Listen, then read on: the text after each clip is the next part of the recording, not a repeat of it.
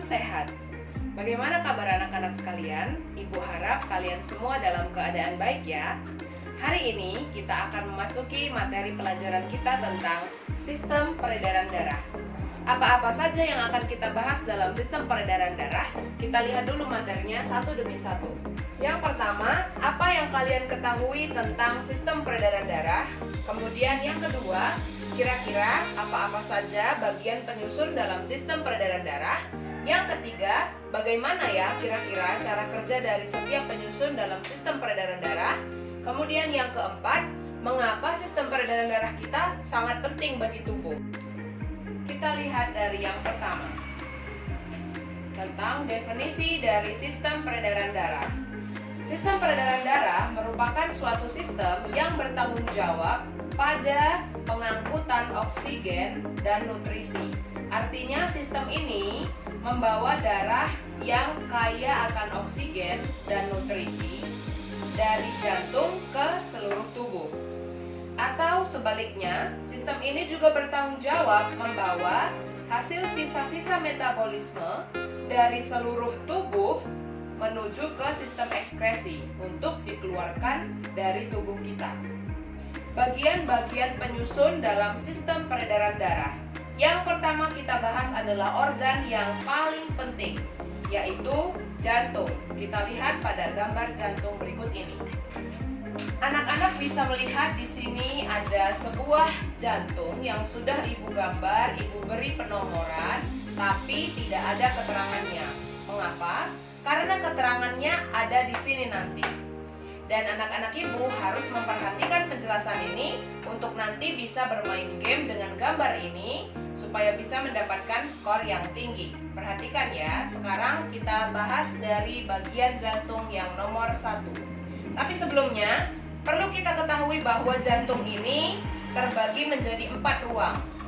1, 2, 3, dan 4. Dan selebihnya pendukung yang juga sama pentingnya dengan keempat ruang di dalam jantung. Kita bahas dari ruang yang pertama. Pada ruang nomor 1, namanya adalah ventricle kiri atau bilik kiri. Ventricle kiri ini sangat istimewa dalam jantung karena dia memiliki beban yang sangat berat, yakni memompakan darah yang mengandung banyak oksigen dari jantung menuju ke seluruh tubuh. Tugas dari ventricle atau bilik kiri ini sangat berat karena dia harus menjamin tersampaikannya darah yang kaya oksigen tadi menuju ke seluruh tubuh, sehingga dinding dari ventricle kiri ini biasanya lebih tebal strukturnya dibandingkan dengan ventricle kanan. Kita lihat pada bagian jantung yang kedua, yakni ada ventricle kanan atau bilik kanan. Bilik kanan memiliki tugas yang sama dengan bilik kiri, sama-sama memompa darah. Bedanya apa? Bilik kanan ini bertugas untuk memompakan darah yang mengandung karbon dioksida. Darah ini berasal dari seluruh tubuh. Di mana ia akan memompakan? Ventricle kanan akan memompakan darah yang kaya karbon dioksida menuju ke paru-paru. Supaya apa? Supaya ketika darah itu dibawa ke paru-paru, dia akan kembali ditukar dengan udara yang mengandung oksigen, sehingga darah itu nanti akan kembali mengalami sirkulasi di dalam jantung. Selanjutnya kita bahas pada bagian yang ketiga di dalam jantung, ruang ketiga, yakni ada atrium kiri atau biasa dikenal dengan serambi kiri. Serambi kiri ini memiliki tugas yakni menerima darah yang kaya dengan oksigen dari paru-paru melalui katup bicuspidalis menuju ventricle kiri. Atrium ini pada umumnya memiliki struktur yang lebih tipis dibanding dengan bilik. Mengapa? Karena fungsinya hanya menerima, sedangkan bilik kita tahu fungsinya adalah memompa. Dan itu pun tidak sama antara bilik kiri dan bilik kanan. Bilik kanan lebih tipis karena fungsinya hanya memastikan darah sampai ke paru-paru yang letaknya tidak jauh dari jantung. Setelah kita kita bahas bilik kiri, bilik kanan, kemudian ada serambi kiri. Sekarang kita masuk menuju atrium atau serambi kanan. Atrium kanan atau serambi kanan fungsinya adalah sama, menerima darah. Tapi darah yang diterima adalah darah yang mengandung karbon dioksida dari seluruh tubuh menuju katup tricuspidalis ke ventrikel kanan. Di sini ada katup bicuspidalis, ada katup tricuspidalis. Sebentar lagi Ibu akan menjelaskan tentang kedua katup ini dan letaknya di mana di dalam oraga jantung yang sudah Ibu gambar.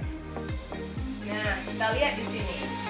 Pada gambar ini, untuk katup bicuspidalis dan tricuspidalis tidak ada Ibu beri keterangan. Tapi anak-anak Ibu harus mengingat ya. Untuk katup tricuspidalis itu terletak di antara serambi kanan dan bilik kanan. Tricuspidalis terletak di antara serambi kanan dan bilik kanan. Fungsinya adalah memastikan darah yang kaya akan karbon dioksida yang sudah masuk mencapai ventrikel kanan ini tidak kembali tercampur dengan darah yang ada di atrium kanan. Tugas dari katup tricuspidalis, Ibu ulang sekali lagi, adalah memastikan darah yang sudah mencapai ventrikel kanan agar tidak naik kembali dan tercampur dengan darah yang ada di serambi kanan atau atrium kanan. Kita lanjut menuju katup bicuspidalis. Katup bicuspidalis letaknya di mana? Dia berseberangan. Berarti di sinilah. Di antara atrium kiri dengan ventrikel kiri. Fungsinya apa? Fungsinya sama, yaitu memastikan darah yang kaya oksigen yang sudah mencapai ventrikel kiri ini tidak naik lagi menuju atrium kiri sehingga darah yang ada di ventrikel kiri tidak akan tercampur dengan darah yang ada di atrium kiri. Baik, karena kita sudah membahas keempat ruang istimewa jantung, sekarang kita bahas ke ruang yang kelima, ke bagian yang kelima. Bagian kelima kita kenal dengan pembuluh nadi terbesar yang dekat sekali dengan jantung. Dia disebut dengan pembuluh aorta. Pembuluh aorta ini dikatakan sangat dekat dengan jantung, ya karena memang letaknya hanya berbatasan dengan sebuah katup. Dan fungsi dari pembuluh aorta ini adalah sebagai saluran yang akan dilewati darah yang mengandung banyak oksigen menuju ke seluruh tubuh. Bagaimanakah jalan ceritanya? Kita lihat di sini. Pertama, ventrikel kiri akan memompakan darah yang mengandung oksigen menuju katup aorta. Ventrikel kiri menuju katup aorta. Katup aorta akan terbuka dan darah yang mengandung oksigen akan masuk menuju pembuluh aorta. Setelah pembuluh aorta terisi dengan darah kaya oksigen, darah tersebut akan diteruskan menuju arteri di seluruh tubuh. Kemudian darah tersebut tidak berhenti di sini, akan terus dilanjutkan menuju arteriola dan akhirnya akan mengalami pertukaran darah, pertukaran udara di dalam kapiler-kapiler darah.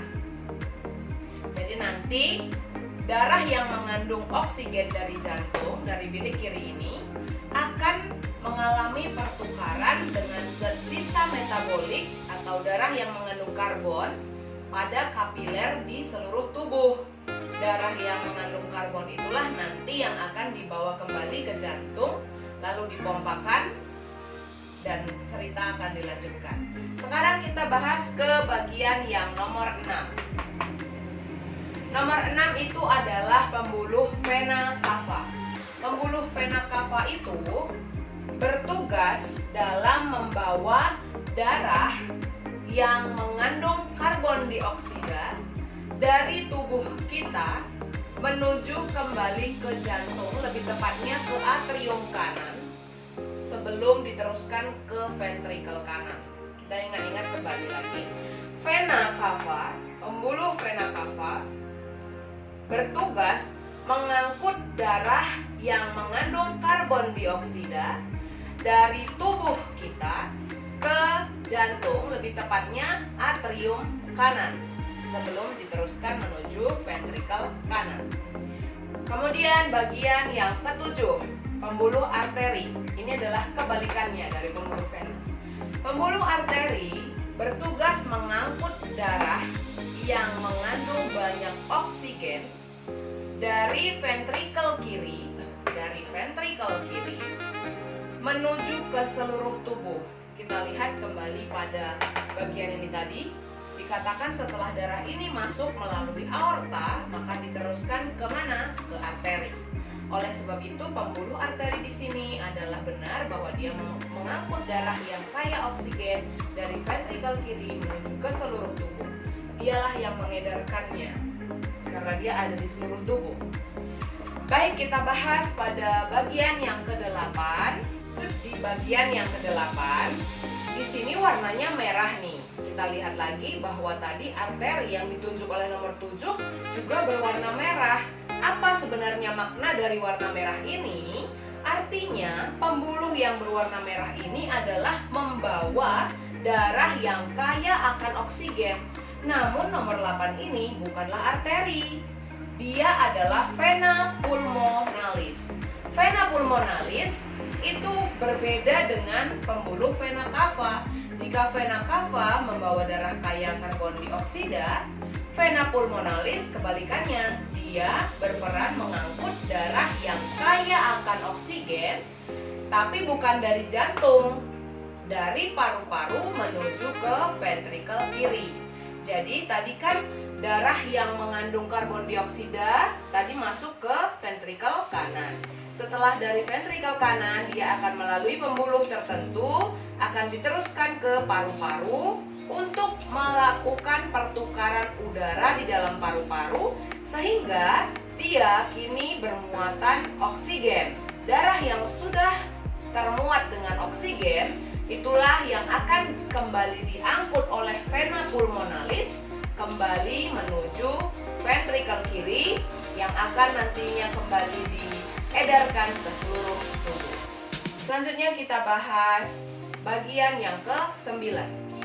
Ini berwarna biru, berarti dia jelas mengangkut darah yang kaya karbon dioksida, betul. Arteri pulmonalis namanya. Dia adalah pembuluh darah yang bertugas mengangkut darah kaya karbon dioksida dari ventrikel kanan menuju ke paru-paru. Jadi kita ulang lagi, darah yang dari seluruh tubuh tadi masuk menuju ventrikel kanan akan diteruskan menuju paru-paru untuk mengalami pertukaran gas melalui satu pembuluh. Pembuluh itulah yang kita bahas di nomor 9, yakni pembuluh arteri pulmonalis. Selanjutnya bagian yang terakhir dari jantung ada nomor 10. Dia disebut interventricular septum. Interventricular septum ini kita lihat di sini banyak mengandung otot jantung. Dia sering disebut juga dengan dinding ventrikel. Dialah yang membantu kedua ventrikel ini dalam memompakan darahnya. Otot-otot jantung yang ada di sini sangat banyak. Fungsinya apa? Fungsinya adalah mendukung proses kontraksi yang dilakukan kedua ventrikel ini. Nah, kita sudah selesai membahas satu demi satu bagian-bagian yang ada di dalam organ jantung. Sekarang kita akan mencari tahu mekanisme kerja si jantung dalam memompakan darah. Ada istilah kontraksi dan relaksasi. Begitulah cara kerja jantung. Yang pertama kita bahas kontraksi. Kontraksi ketika kita sedang menghitung atau mengukur tensi, maka kontraksi ini sering disebut juga dengan tekanan sistol. Tekanan sistol atau kontraksi itu terjadi ketika kedua bilik ini, kedua ventrikel memompakan seluruh isinya menuju ke pembuluh darah. Contohnya pada gambar ini kita lihat. Ini adalah bentuk semula, bentuk normal jantung. Ketika dia berkontraksi, kedua bilik ini akan menyempit sehingga isi yang ada di dalamnya akan terpompakan ke pembuluh-pembuluh darah. Ketika jantung kita berkontraksi, ketika ventrikel kita berkontraksi, maka katup yang terbuka adalah katup aorta, dan katup semilunaris pulmonalis. Mengapa kedua katup ini yang terbuka? Karena bilik kiri akan memompakan darah ke seluruh tubuh melalui aorta. Makanya katup aorta lah yang terbuka, sementara katup bicuspidalis menutup. Kemudian pada bilik kanan dia akan memompakan menuju paru-paru, sehingga katup semilunaris pulmonalis lah yang terbuka, sementara katup tricuspidalis tertutup. Kita bahas yang kedua, relaksasi. Relaksasi artinya posisi jantung yang mengerut ini tadi akan kembali ke bentuk semula, seperti ini. Relaksasi itu dalam pengukuran tensi sering dikenal dengan tekanan diastol. Ketika proses pengembalian jantung ke bentuk semula, maka katup yang tadinya terbuka, yaitu katup aorta dan katup semilunaris pulmonalis, mereka berdua akan tertutup, digantikan dengan terbukanya dua katup, yaitu katup tricuspidalis dan katup bicuspidalis. Terbukanya kedua katup ini menyebabkan seluruh isi yang ada di dalam kedua atrium berpindah menuju ventrikelnya masing-masing. Atrium kanan yang terisi darah kaya karbon akan pindah menuju ventrikel kanan. Atrium kiri yang terisi darah kaya oksigen akan pindah menuju ventrikel kiri. Begitulah seterusnya. Kita akan membahas bagian dalam sistem peredaran darah setelah jantung dan pembuluh-pembuluhnya. Bagian berikutnya adalah darah. Darah ini merupakan suspensi. Kenapa dibilang suspensi? Karena dia mengandung zat-zat padat di dalam cairan. Oleh karena itu, darah dalam tabung reaksi ini terbagi menjadi dua bagian. 55% dari darah itu adalah plasma. 45% dari darah yaitu benda-benda darah. Itulah yang dibilang zat padatnya. Nah, dari 55% plasma ini terbagi-bagi lagi. 90%-nya mengandung air, sisanya ada protein, ada hormon, ada juga zat sisa metabolik. Kemudian dalam 45% benda-benda darah ada eritrosit, ada leukosit, dan ada trombosit. Kita bahas satu persatu ya, terutama pada benda-benda darah ini. Sekarang kita masuk menuju pembahasan eritrosit. Eritrosit ini disebut sel darah merah. Mengapa? Karena dia memang berwarna merah. Dan mengapa dia berwarna merah? Karena di dalam eritrosit terkandung hemoglobin. Eritrosit ini jumlahnya 4-6 juta per 1 mm kubik darah. Eritrosit usianya 120 hari. Dia diproduksi di dalam sumsum tulang. Kemudian eritrosit yang sudah tua dan mati akan dirombak kembali oleh hati. Selanjutnya eritrosit ini karena dia mengandung hemoglobin, dia berwarna merah. Dan selain itu karena dia mengandung hemoglobin juga, dia mampu mengikat oksigen. Kita lihat gambarnya. Eritrosit ini bentuknya cekung, cekungnya di atas bawah. Makanya dia dibilang bikonkaf. Kemudian sel darah merah juga tidak memiliki inti sel. Nah, untuk jumlahnya berbeda-beda, baik pada wanita maupun pada pria. Pada pria, jumlah sel darah merahnya adalah sekitar 5 juta butir per milimeter kubik. Artinya dalam 1 milimeter kubik terdapat 5 juta sel darah merah di dalamnya. Pada wanita, jumlahnya ada 4 juta butir per 1 mm kubik darah. Baik, karena eritrosit sudah selesai, kita lanjut ke leukosit. Leukosit ini adalah sel darah putih. Karena dia sel darah putih, maka tentunya dia berwarna, bukan putih. Dia tidak memiliki warna. Leukosit ini juga memiliki inti. Intinya bisa bulat, bisa juga lonjong. Dan dapat kita temui sebesar 4,5 sampai 10 juta dalam 1 mm kubik darah. Sel darah putih ini terbagi lagi menjadi 2 kelompok berdasarkan ada atau tidak adanya bintik-bintik dalam plasma selnya. Yang pertama, granula. Dia memiliki granula atau bintik-bintik berwarna biru di dalam plasma selnya. Sel leukosit yang memiliki granula disebut granulosit. Dan yang kedua ada agranula atau tanpa bintik-bintik pada plasma selnya. Sel leukosit yang tidak memiliki granula disebut agranulosit. Nah, sel granulosit sendiri masih terbagi-bagi lagi. Berdasarkan apa? Berdasarkan tingkat keasaman plasmanya. Yang pertama, basofil. Plasmanya bersifat basa. Yang kedua, eosinofil. Plasmanya bersifat asam. Yang ketiga, neutrofil. Plasmanya bersifat netral.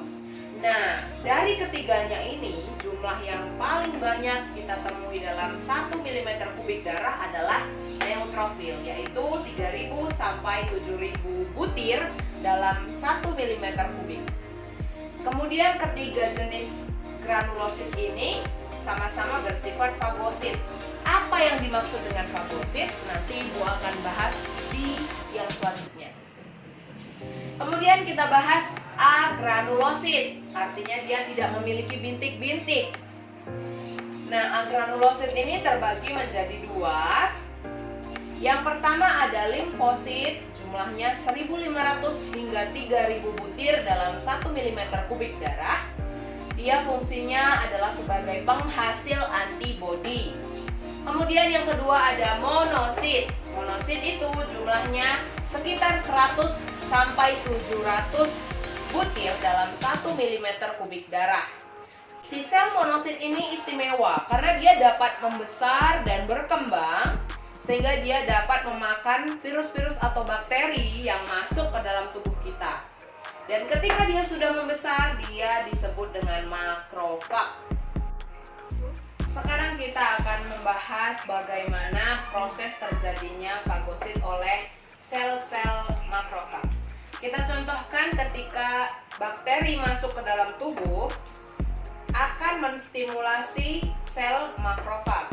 Makrofag ini akan mendekati bakteri, kemudian membran terluarnya akan membentuk ruang melingkari si bakteri, sehingga nanti antara yang ini dengan membran yang ini akan bergabung, membentuk seperti inilah, membentuk vesikel.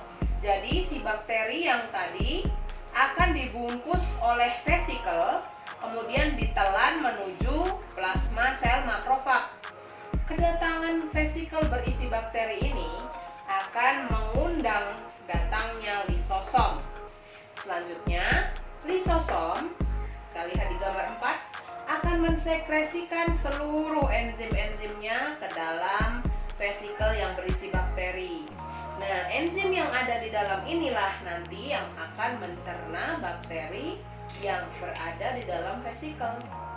Begitulah proses terjadinya fagosit oleh sel makrofag. Kita sudah selesai membahas eritrosit dan leukosit. Sekarang kita berlanjut ke trombosit atau keping-keping darah. Trombosit atau keping darah cirinya adalah berbentuk oval. Kemudian dia tidak memiliki inti sel dan dapat dijumpai sejumlah 150.000 sampai 350.000 butir per 1 mm kubik darah. Trombosit diproduksi dalam sumsum tulang, usianya hanya 10 hari, kemudian dia juga mudah pecah.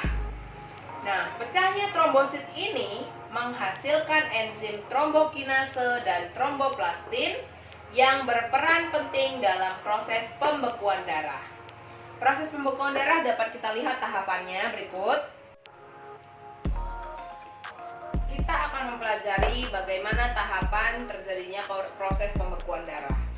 Yang pertama, ketika jari telunjuk tersayat pisau, maka dia akan terluka dan keluarlah seluruh benda-benda darah maupun plasma darah.